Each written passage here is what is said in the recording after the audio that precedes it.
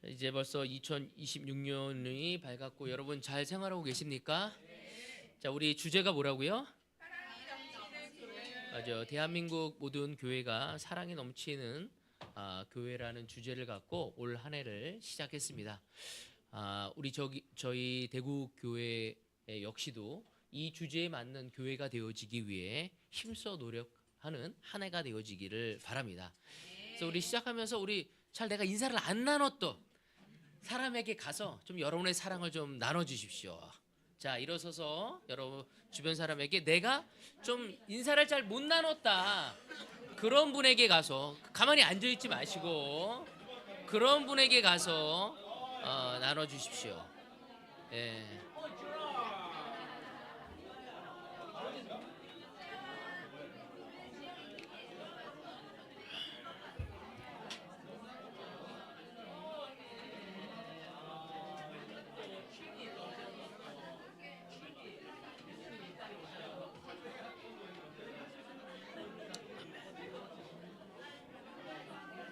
아멘.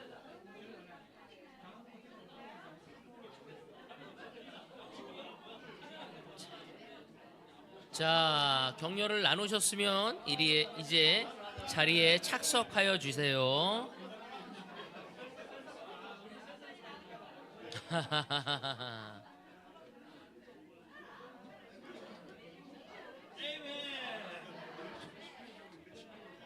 자, 이제 착석해 주십시오.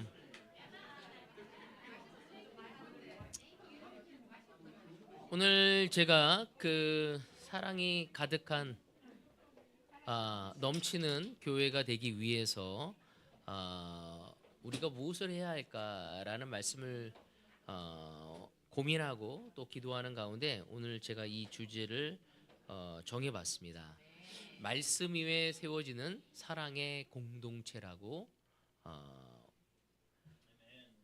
생각해 봤는데요. 때로는 우리의 사랑이 개인적인 감정에 의지했었을 때 우리는 너무나 불안하게 되어집니다. 우리의 사랑이 그리스도의 말씀에 기초를 두었을 때 우리는 계속 발전할 수 있고 우리의 감정에 휘둘리지 않을 수 있습니다. 그래서 오늘 이 말씀이 여러분에게 힘과 용기가 되어지고 내가 어떻게 사랑이 넘치는 교회가 되기 위해서, 그 한 일원이 되기 위해서, 또 나 또한 다른 사람에게 격려를 주고 누군가 나를 만났었을 때 사랑을 느낄 수 있도록 하기 위해서 어떻게 해야 할까? 오늘 이 말씀이 여러분에게 힘이 되어지기를 바랍니다. 여기 구약에 보면은요, 이스라엘이 광야를 지나 가나안 땅에 들어갔습니다. 여러분, 이스라엘 민족이 광야에 나와서 이 약속의 땅에 들어갔었을 때 어땠을 것 같아요? 아마 굉장히 좋았을 것입니다. 광야는 아무것도 없었어요. 그렇잖아요. 어떤 생물이, 어떤 그 생명체가 자라날 수 없는 곳이었습니다.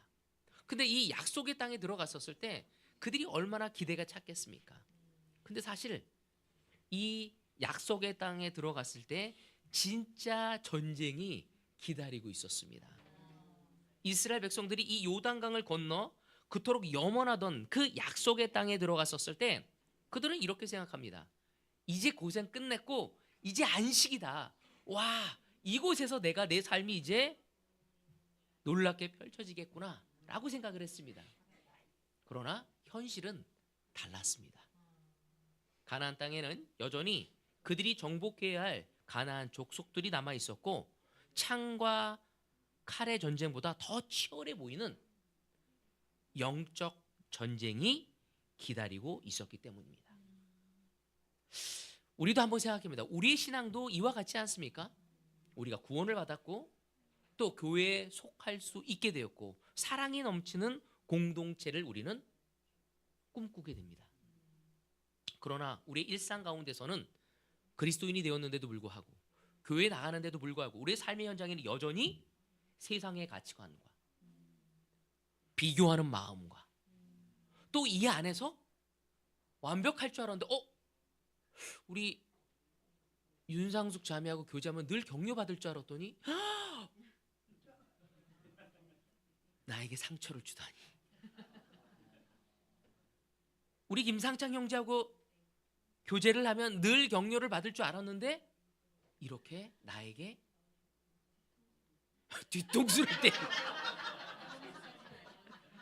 이런 우리는 상처와 또 받게 됩니다.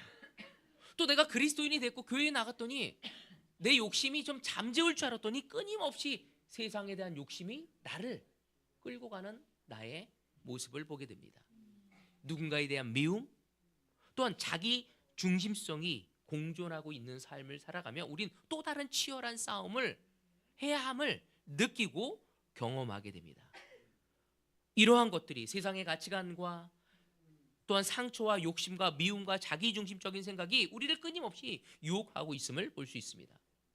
그래서 중요한 것은 환경이 아니라, 하나님은 이스라엘 민족에게 또 우리에게 중요한 것은 환경이 아니라 우리의 태도가 얼마나 중요한지를 계속적으로 이야기하고 있습니다.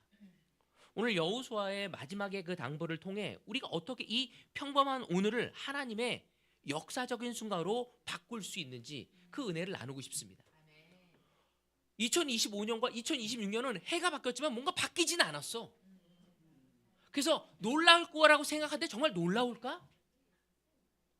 여러분, 우리에게 중요한 건 환경이 아니라 태도라는 것이 얼마나 중요한 것인지를 이야기하고 있습니다. 여러분의 남편이 2026년에 되어서 더 잘생겨지고 더 관대해지고 더 사랑이 많아지고 더 넓은 마음으로 여러분을 품어줄까요? 네. 아멘. 아멘. 그러지 못할 수도 있다는 거죠. 여러분의 아내가 더 아름다워지고 더 놀랍게 여러분을 존경해주고 존중해줄 수도 없을 수도 있다는 것입니다. 그럼에도 불구하고 하나님은 우리에게 하나님의 축복과 은혜가 넘치고 성공하는 해를 보내고 주님의 은혜와 축복이 넘치는 한 해가 되어지기를 원하고 있습니다. 오늘 저의 첫 번째 포인트는 흔들리지 않는 사랑의 뿌리는 바로 말씀이라는 거죠. 제가 여기에는 제목을 하자크라고 했어요. 말씀에 하자크 하십시오. 이 말이 무엇인지 여호수아 23장에 보면은 좀 나와 있습니다.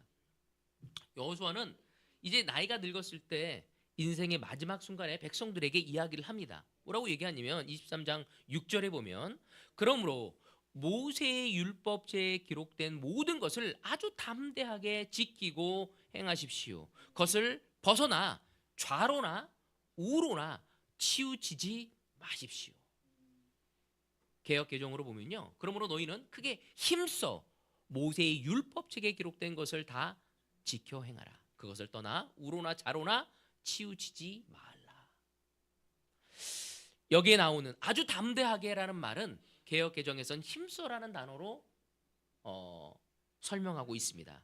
이거를 히브리어로 보면 하자크라는 단어예요. 이 하자크라는 단어를 보면요. 이 단어는 열심히 하라는 뜻을 가지고 있습니다. 그래서 뭐냐면 주님의 말씀을 꽉 붙들어야 한다는 거죠. 주님의 말씀을 놓치지 말아야 한다는 것입니다. 주님의 말씀을 생명처럼 매달리라고 이야기하는 거죠. 바로 여호수아는 자신의 마지막 순간에 백성들에게 강하게 자신의 확신을 권하는 것이 뭐냐면 하자크, 주님의 말씀을 꽉 붙들라고. 올 한 해 우리가 특별한 한 해를 보내고 싶다면, 하나님이 허락한 그 가나안 땅에서 놀라운 것을 맛보고 싶다면 우리는 주님의 말씀을 놓지 말아야 한다는 것입니다. 여러분의 부부관계에 있어서, 여러분의 형제 자매 관계에 있어서, 여러분의 비즈니스와 여러분의 직장 생활과 여러분의 이웃과의 관계 속에서 주님의 말씀을 꽉 붙들라고 이야기하고 있습니다. 여러분, 사랑이 넘치는 교회는 분위기로 만들어지지 않습니다. 하나님의 말씀을 하자크할 때, 하나님의 말씀을 꽉 붙들 때, 하나님의 말씀을 생명처럼 매달릴 때, 그 말씀이 우리의 생각을 바꾸고 말투를 바꾸고 선택을 바꾸게 하였을 때 진짜 사랑이 시작되는 것입니다. 여러분의 아내가, 여러분의 남편이 분위기를 만든다고 해서 좋아지지 않는다는 거죠. 여러분에 있는 형제가 또 자매들이 여러분을 부드럽게 한다고 해서 변하는 것이 아니라 그들과의 관계 속에서 주님의 말씀을 붙들 때 우리의 성품이 바뀔 것입니다. 우리의 선택이 내가 원하는 것이 아니라 주님의 말씀의 뜻으로 붙들고 행할 때 하나님은 그때 변화와 그분의 능력을 보이실 것입니다. 하나님의 말씀이 우리의 삶의 원리가 되어질 때 비로소 우리는 진정한 사랑의 역사를 만들어갈 수 있습니다. 어제도 한 커플과 함께 시간을 보내면서 에베소서 5장을 함께 공부했습니다. 그 말씀에는 남편은 아내를 사랑하래요. 그리고 아내는 남편을 뭐하라고요? 존경하라고 얘기하고 있습니다. 너희들의 머리가 누구라고요? 남편이라고. 남편에게 순종하라고 합니다. 그런데 물어봤어요. 남편에게 순종하는 것이 쉽냐고. 모든 아내들은 뭐라고 대답하죠? 맞아요. 어렵죠. 너무 놀라운 남편을 둔 우리 정미자매도 남편에게 순종하기 어려워요? 쉬워요? 그 이유는 무엇 때문일까요? 갑자기 대답을 멈췄어. 대답을 안 해도 돼요. 무지 여기서 알고. 때로는 나에게 실망을 줄 때 있거든요. 존경하기 어려운 행동과 말과 삶을 볼 때가 있습니다. 근데 성경은 우리가 남편을 존경해야 한대요. 그 존경을 통해서 남편의 기대와 삶을 만들어갈 수 있다는 거죠. 또 남편에게 물어봤어요. 아내를 사랑하는 것이 쉽냐고. 쉽습니까? 대답이 없네. 에이맨 그거 나올지 않은데. 우리 재호 형제 어디 갔어? 재호 형제 항상 늘 예하는데. 여러분 쉽지 않습니다. 왜? 아내의 모습이 늘 사랑스럽지 않거든요. 사랑하기 어려울 때가 옵니다. 어느 날 갑자기 아내가 무서워져. 어느 날 갑자기 아내가 예뻐 보이지 않을 때가 있습니다. 여러분 그때도 성경은 우리가 아내를 사랑해야 한다고 얘기하고 있습니다. 여러분 내가 가장 사랑해야 할 남편과 아내를 존경하고 사랑하기 어려운데 내가 내 주변 사람들한테는 더 그렇게 대하기 어렵죠. 근데 우리는 사랑이 넘치는 교회를 내가 되어지기 위해서 내가 주님의 사랑하는 것을 통해 내가 제자라는 것을 이 세상 사람들에게 보여주기 위해서 그것은 성경을 가지고 교회에 나오는 것이 아니라 그 성경의 말씀의 사랑을 실천하고 배워가고 성숙되어지고 성장되어져가는 모습이 바로 내 제자고 그리스도인이고 성도고 예수의 제자라고 성경은 우리에게 이야기하고 있습니다. 하나님의 말씀을 하작하지 않는다면 내 아내를 내 남편을 내 주변 사람들을 주님의 말씀을 붙들고 가지 않는다면 여러분 우리는 우리의 경험과 내 생각과 내 계획이 앞서서 주님의 뜻대로 관계를 변화를 가져갈 수 없습니다. 여러분 내 경험과 내 생각과 내 계획이 하나님의 말씀보다 앞설 때 내 기분이 주님의 말씀을 우선시 되어서 우리는 하나님이 열고자 하는 삶을 가져갈 수 없습니다. 하나님은 그 광야를 지나 약속의 땅에 들어갔을 때 그들에게 축복을 주시기로 했습니다. 근데 사실 그 땅을 갔었을 때 주님의 말씀을 붙들지 않았었을 때 그 이방 민족으로부터 문화적인 영향을 받을 수 있습니다. 왜? 이스라엘 민족은 어떤 민족이었죠? 유목민족이었어요. 근데 그들이 처음으로 어떻게 한 거죠? 정착민이 되어서 새로운 문화를 만들어 가야만 했습니다. 근데 이미 그 땅에는 정착민으로서 그들이 가지고 있는 좋은 기술과 문화가 있었습니다. 그것의 영향을 받아 영적이지 않은 것 또한 흘러들어올 수 있었기 때문에 하나님은 그것을 경계하고 새로운 것을 만들어 가길 원합니다. 우리 또한 이 세상을 살아가면서 내 생각과 내 경험과 내 계획을 먼저 둠으로써 내가 가장 소중히 여겨야 할 관계들이 망쳐가는 모습을 보게 됩니다. 너무 안타까운 것은요, 시간이 가면서 많은 남자들이 결혼을 할 때 공부하는 것이 있습니다. 아버지 학교를 간다고 합니다. 왜? 아버지 역할이 어떤지 몰라. 그게 유행이라고 얘기하고 있어요. 왜? 아빠는 늘 돈만 벌어다 줬기 때문에. 그래서 아빠의 역할은 돈이 없으면 아빠가 아닌 거야. 그리고 존재의 가치를 못 느끼는 거야. 성가신 존재가 되고 권위적인 존재가 되어버렸어. 너무 안타까운 대한민국의 아버지의 상이 그렇게 되어지고 있습니다.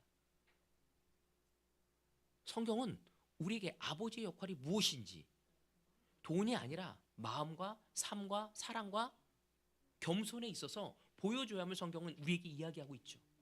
우리가 하나님의 말씀을 붙들지 않을 때 우린 좋은 남편이 될 수도 없고 좋은 아내가 될 수도 없고 좋은 부모가 되어줄 수도 없습니다. 그들이 할 수 있는 건 눈으로 보고 배우고 그 문화에 젖어서 나름대로 열심히 할 뿐이지 진정한 변화를 가져갈 수 없습니다.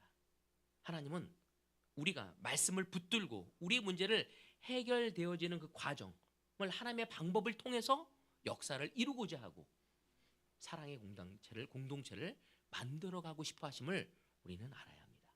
아멘.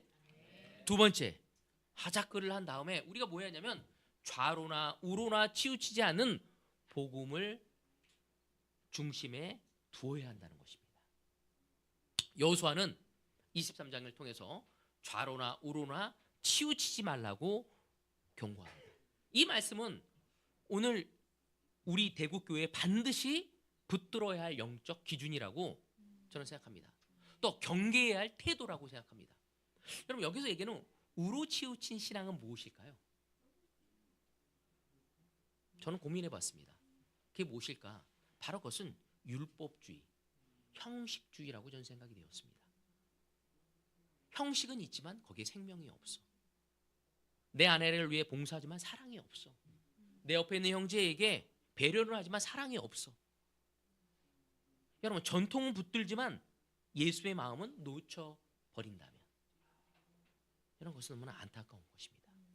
신앙이 하나님을 사랑하는 삶이 아니라 어떤 종교적인 역할을 수행하는 것으로 전락되어진다면 우리 그리스도인들은 왜 이 삶을 살아가는지 다름이 아니라 그리스도가 먼저 우리를 사랑해 주셨기 때문에 오늘 우리 선영자매가 이야기했죠. 하나님의 마음에 대해서, 예수의 마음에 대해서 우리가 어떤 마음으로 헌금을 해야 하는지 복을 받게. 이 세상의 신들은 먼저 내가 하나님에게 어떤 신에게 봉사를 하고 내가 이만큼 하니 나한테 뭘 주십시오라고 얘기하는 것이 그들의 신앙입니다. 하지만 그리스도인은 다르죠.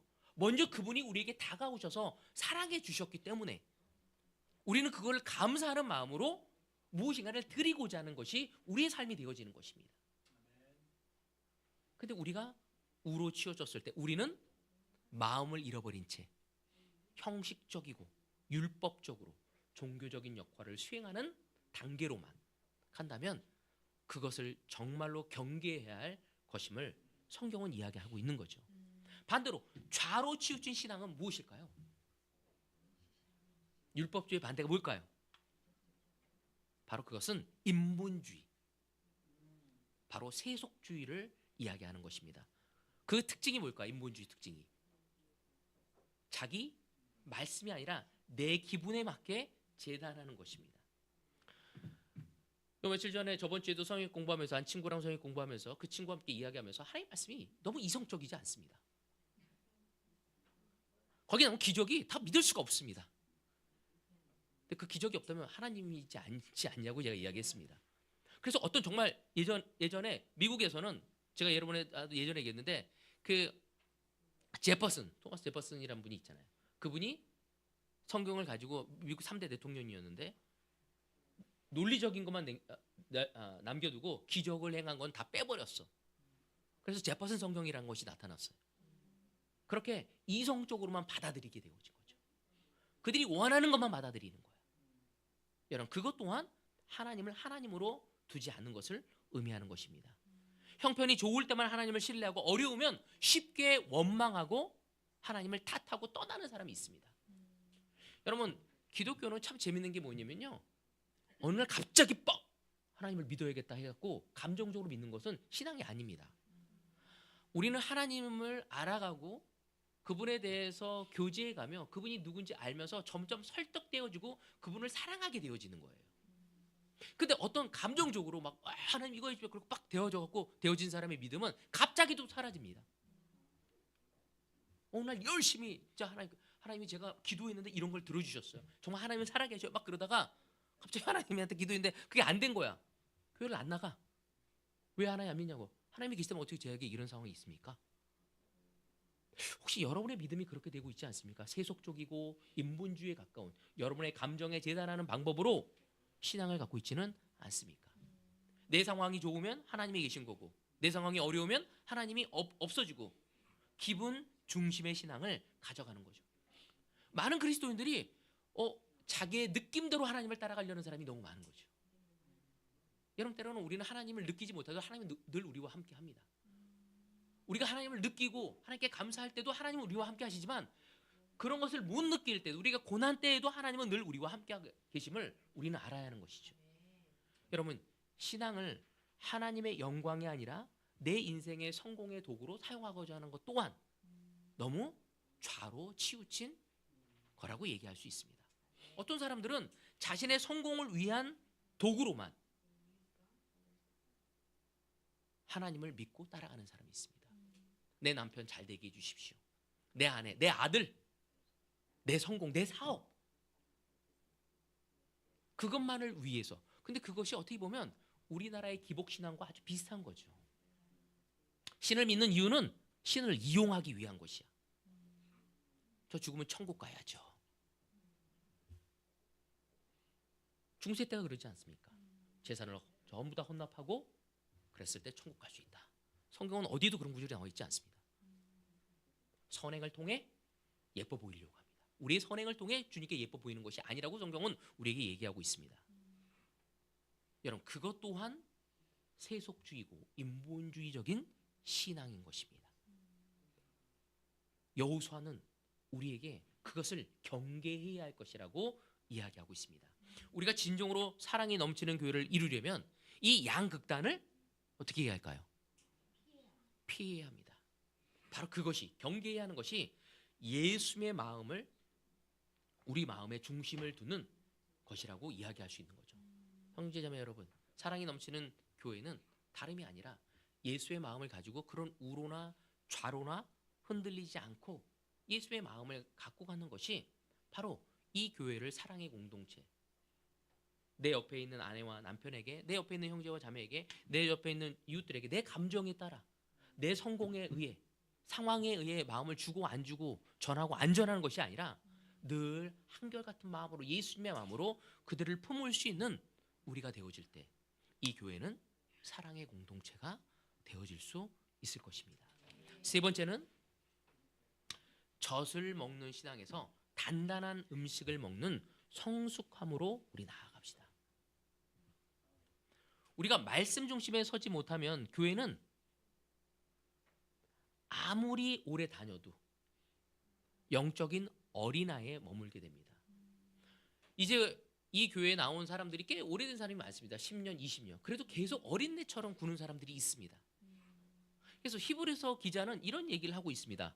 5장 12절에 14절에 보면, 시간으로 보면 여러분은 이미 교사가 되어야 할 터인데 다시금 하나님의 말씀의 초보적인 원리를 남들에게서 배워야 할 처지에 놓여 있습니다. 여러분은 단단한 음식물이 아니라 젖을 필요로 하는 사람이 되었습니다. 젖을 먹고서 사는 이는 아직 어린아이므로 올바른 가르침에 익숙하지 못합니다. 그러나 단단한 음식물은 장성한 사람들의 것입니다. 그들은 경험으로 선과 악을 분별하는 세련된 지각을 가지고 있는 사람들입니다. 아멘. 여러분, 영적인 어린아이는 작은 말에 쉽게 상처받아요. 참 안타까운 건 뭐냐면 아주 조그만 얘기를 듣고 너무 상처를 받고 판단을 마구 해버립니다. 어떤 상처를 받았을 때 왜 그 사람이 나에게 이런 이야기를 했지? 예수님은 어떻게 그에게 다가가서 이 이야기를 해줘야 할 것인가? 라고 고민을 하겠죠. 근데 모든 것을 개인적으로 받아들이게 되는 겁니다. 그래서 더 이상 가까워질 수가 없는 거예요. 우리는 감정적으로 될 수도 있잖아요.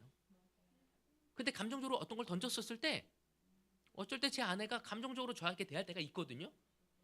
테이블에 있는 거를 치워달라는데 내가 좀 늦게 치웠어. 아니 왜 이걸 늦게 치우는 거야 하면서 막 저한테 막 눈이 앵글리 버든을 좀 내갖고 저한테 노래 보면서 얘기할 때가 있어요. 그때 제가 화를 내고 그렇다면은 대화할 수가 없거든요. 그때 물어봐야죠. 치울게 하고 치운 다음에 나중에 가서 물어봐요. 혹시 어떤 일이 있었냐고. 어쩔 때 아내가 다른 거에 상처를 받을 수도 있고 그 전에 나에게 상처를 받을 수도 있고 그런 감정적이 나올 수 있고, 최근에도 어떤 한 형제와 시간을 보내면서 저에게 어떤 거에 상처를 받았어요. 그래서 제가 이야기 좀 나눴어요. 근데 자세히 알고 보니까 제 얘기만이 아니었어. 다른 이야기가 있었어. 제가 그 얘기를 듣고 그냥 화를 낼 수도 있는 거잖아요. 무례하다고.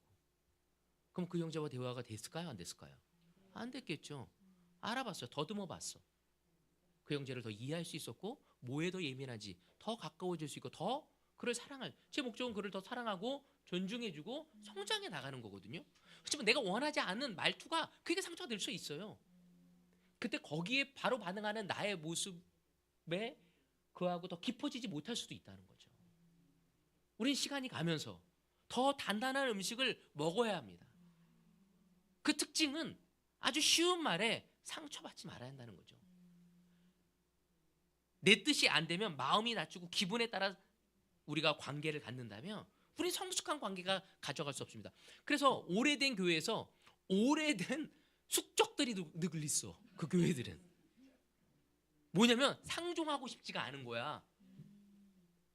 왜? 더 이해하려고 하죠. 단단한 음식을 못 먹는 거야. 자기 스스로 비교의식을 느껴요. 그 이야기를 들을 때 그 이야기를 듣다 나처럼 반응하는 건 모든 사람이 나처럼 반응하는 건 아니죠.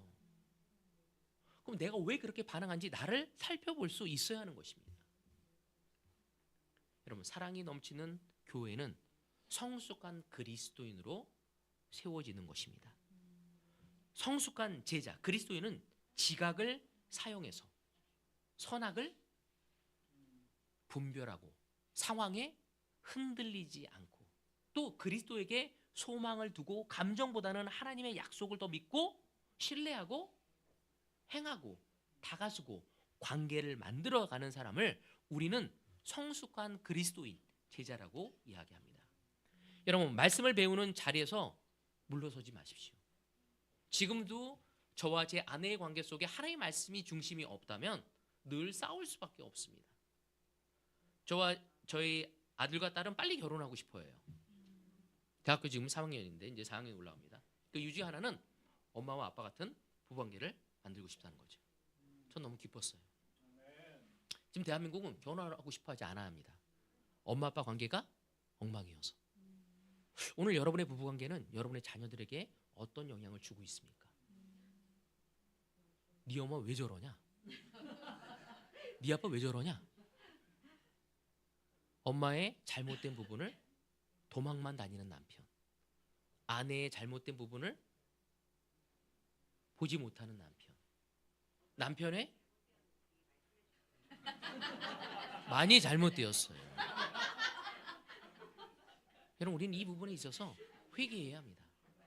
사랑이 넘치는 교회가 되기 위해서는 내 가정에서부터 본이 되어줘야 하는 거죠. 그렇지 않습니까? 그래서 그 부분을 도와줄 수 있는 사람, 사랑으로 다가설 수 있는 사람, 그리고 그 죄와 넘어짐과 미성숙음을 안아주고 함께 성숙되어질 수 있도록 같이 한 걸음 한 걸음을 걸어갈 수 있는 그 분위기, 바로 그것이 사랑이 넘치는 교회가 되어지게 만들 것입니다. 우리 교회는 어떤 누구도 완벽한 사람이 없습니다. 여러분, 우리가 제일 완벽하다고 생각하는 사람이 누굽니까? 우리 가운데 우리 김경화 자매 아닙니까? 너무 완벽해 보여.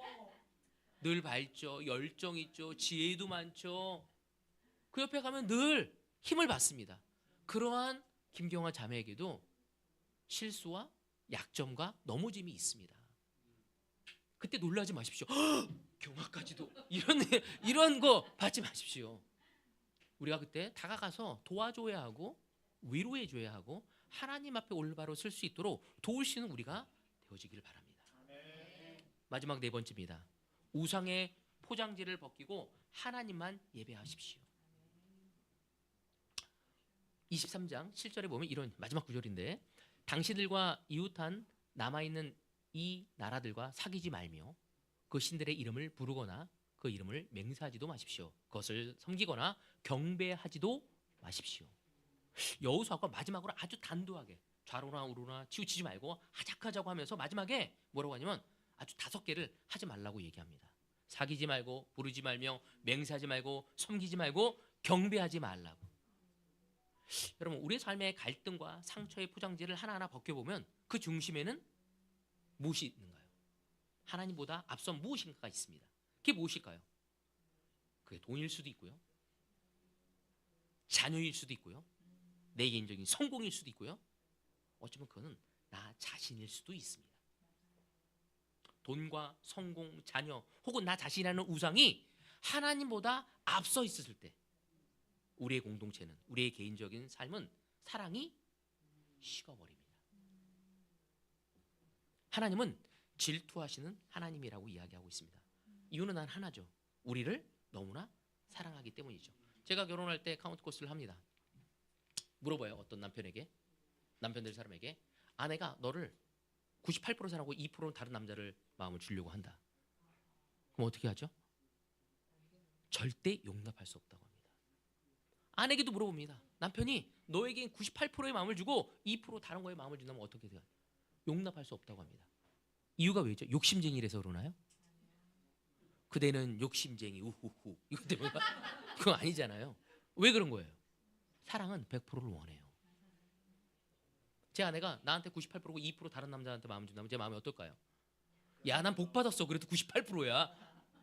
이렇게 생각하지 않을 거예요. 왜? 아내를 너무나 사랑하기 때문에. 여러분, 하나님은 우리에게 그러신 분입니다. 우리가 하나님에게 100%를 주지 않고 다른 것에 준다면 우리의 돈 관리를 제대로 할 수 없습니다. 우리의 자녀 양육을 바르게 할 수 없어요. 우리 배우자를 바르게 사랑할 수 없습니다. 우리가 우리 자신을 바르게 사랑할 수 없죠. 우린 100% 하나님을 사랑하고 하나님을 신뢰하고 하나님의 방법으로 아내를 사랑하고 남편을 사랑하고 내 자녀를 사랑하고 내 돈을, 내 성공을 하나님의 방법으로 이루어 나가려고 할 때 하나님은 그것을 통해 우리에게 참된 생명을 주실 것이고 사랑이 넘치는 삶을 허락하실 것입니다. 오늘의 결론은 무엇인지 우리의 모든 상황을 하나님의 역사로 만들어가자는 것입니다. 사랑의 공동체를 만들어가기 위해선 하나님의 역사가 필요합니다. 우리가 완벽해서가 아닙니다. 우리의 가정을 사랑이 넘치는 가족을 만들기 위해선 하나님의 역사가 필요합니다. 매 순간 주님의 말씀을 붙들고 좌로나 우로나 치우치지 않고 바로 우리가 이 세상 것을 금하고 하나님에게 먼저 둘 수 있을 때 우리는 성숙한 제자의 길을 걸어갈 수 있을 것입니다. 여러분, 2026년 사랑이 넘치는 교회, 그 공동체를 되기 위해서 우리 말씀을 부지런히 연구합시다. 오늘 이 자리에 성역 공부를 한 지 꽤 오래됐다면 다시 성경에 집중하십시오. 여러분, 분위기가, 상황이 우리를 바꾸지 않아. 때로는 어떤 상황이 오길 원해. 어떤 분위기가 원해. 하나님의 말씀이 우리를 변화시킬 것입니다. 그리고 그 말씀으로 서로를 우리 끝까지 사랑합시다. 우리 끝까지 우리 교회를 사랑합시다. 우리 끝까지 우리 해오기를 사랑합시다. 우리 끝까지 우리의 수용이를